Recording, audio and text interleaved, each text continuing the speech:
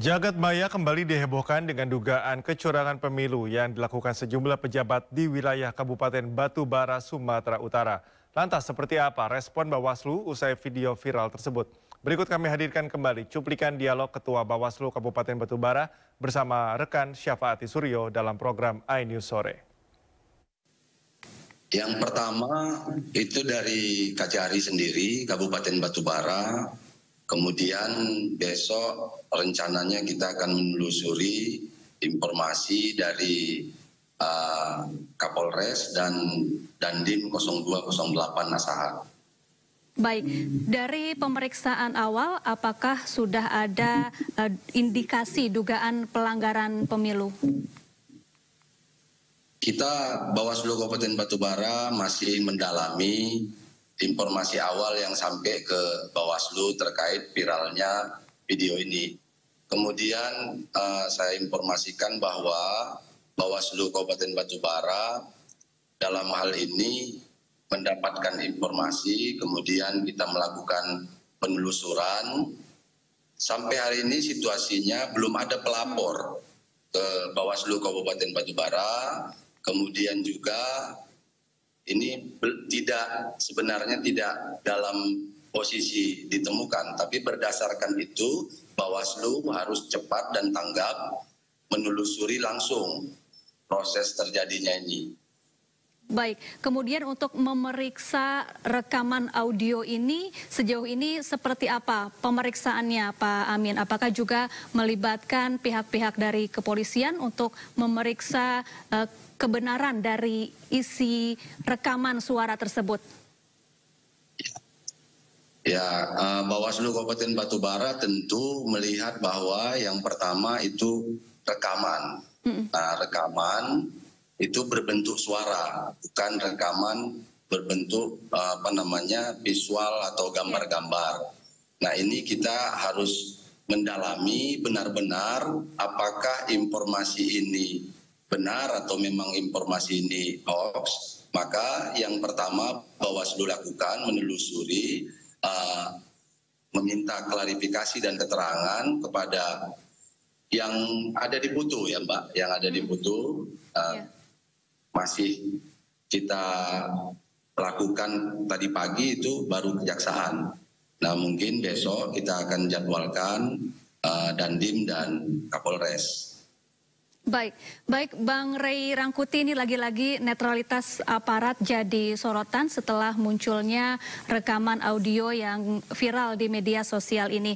Apakah ini terjadi, meskipun ini masih diselidiki, apakah ini terjadi akibat lemahnya pengawasan, regulasi, atau seperti apa, Bang Ray?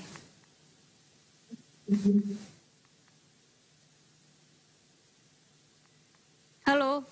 Bang Ray Rangkuti, Anda masih bergabung bersama kami? Halo, ya, baik, sorry. Ya, silakan Bang Ray.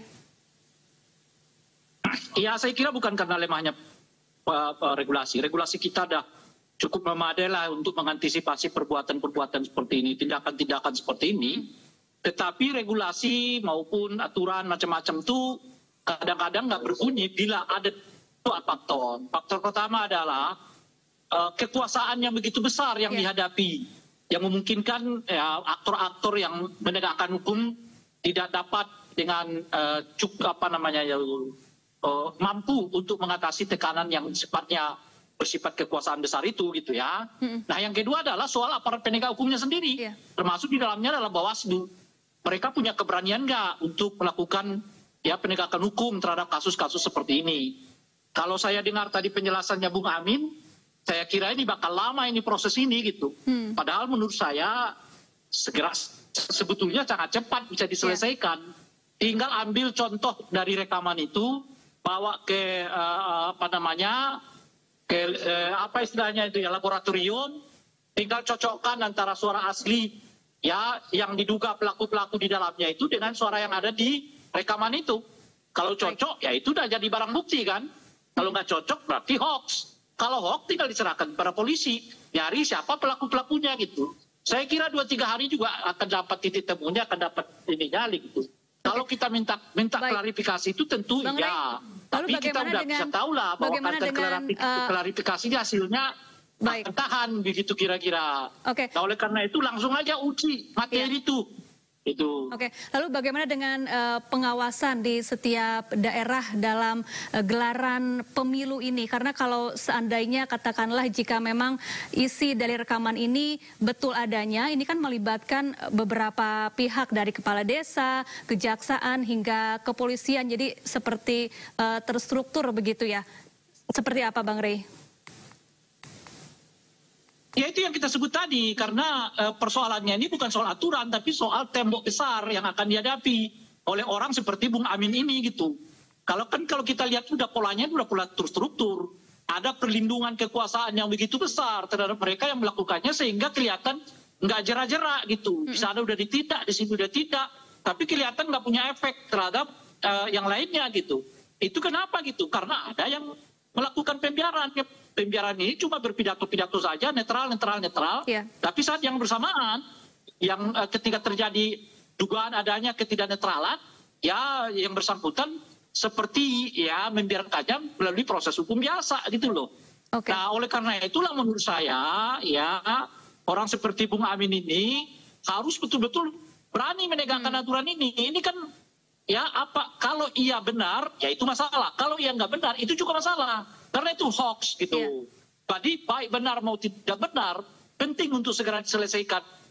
Dimulai oleh Bawaslu, menurut saya tidak perlu bertele-tele, langsung aja uji materi itu. Itu suara yang ada di rekaman itu sesuai nggak dengan suara-suara yang umum dari pejabat-pejabat yang dimaksud di daerah itu gitu. Baik. Itu sih menurut saya mungkin butuh sehari dua hari aja cukup. Nah, setelah dibuktikan nggak ada kecocokan suara, berarti hoax. Kalau hoax, kejar orang yang menebarkan hoax itu, sebab hoax ini dengan yang peristiwanya juga sama berbahayanya gitu.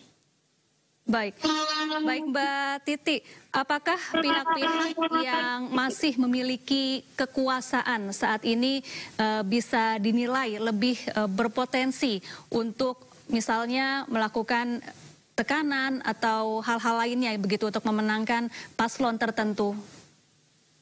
Ya, rumusnya itu Mbak, di mana-mana kekuasaan itu selalu lebih punya potensi untuk menyimpang atau kemudian melakukan kerja-kerja yang berpihak ya, kalau memang punya intensi ke arah sana. Karena mereka punya sumber daya, punya struktur birokrasi, dan punya akses kepada kewenangan begitu. Nah disinilah maka otoritas yang ada itu harus bekerja sungguh-sungguh. Kalau saya melihat sih ini perkara yang luar biasa dalam artian tidak bisa hanya berhenti hanya dalam permasalahan pemilu. Karena kenapa yang terlibat ini kan meskipun kita lagi-lagi ya praduga tak bersalah ya. Ada penjabat bupati, lalu melibatkan kejaksaan, kepolisian, dan pihak-pihak yang bisa dikatakan pimpinan di daerah.